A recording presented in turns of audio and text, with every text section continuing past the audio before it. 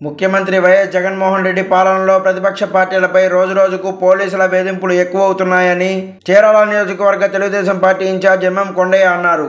Assembly సమావేశాలకు హాజరయ్యే మా పార్టీ శాసనసభ్యులకు అండగా వెళ్లాలని భావించి అందుకు అనుగుణంగా పిలుపునిస్తే అర్ధరాత్రి సమయంలో తెలుగుదేశం పార్టీ మహిళా నాయకురాలకు ఇళ్లకు వెళ్లి తాకీదులు ఇచ్చారు. అదేవిధంగా తెలుగుదేశం పార్టీ నాయకులైన మగవారిని స్టేషన్కి తీసుకుని వచ్చి కూర్చోబెట్టారు. వీరేమైనా ఉగ్రవాదుల, నక్సలైట్ల, తీవ్రవాదులని విరుచుకుపడ్డారు.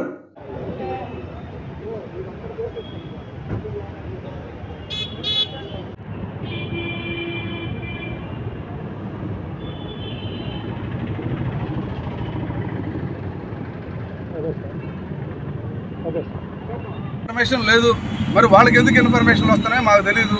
మా నియోజకవర్గ ఇన్ఛార్జ్గా నేనున్నా, నాకు ఏ రకమైన ఇన్ఫర్మేషన్ లేదు.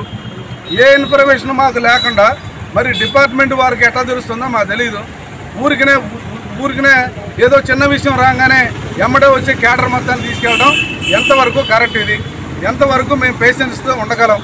డిపార్ట్మెంట్ వాళ్ళతో రోజు మేము తగాదా పెట్టుకోవాలా? రోజు గొడవలు చేసుకోవాలా? పోలీసు వారికి మనకు తగాదా ఏముంది? ఇదంతా చేస్తుంది జగన్మోహన్ రెడ్డి ప్రభుత్వం కదా. డిపార్ట్మెంట్తో మాకేం సమస్య ఉంది? కావాలని డిపార్ట్మెంట్ వాళ్ళు మా మీద తీసుకొచ్చి ఉసిగొలిపి లేనిపోని ఇబ్బందులు ఇక్కడున్న స్థానిక ఉన్నటువంటి నాయకులు కానీ, అలా స్టేట్లో ఉన్న నాయకులు కానీ, ఇదంతా కూడా వైసీపీ వాళ్ళు ఇంకా ఇప్పుడు ఓడిపోతున్నామని తెలిసి కూడా ఎందుకు ఈ రకమైనటువంటి ఆలోచన చేస్తున్నారో మాకు అర్థం కావట్లేదు. ఇప్పటికే మీరు చేసుకున్న ఏదైతే మీరు చేసుకున్న అపరాధం ఉందో అది రేపు పొద్దున్న 2024లో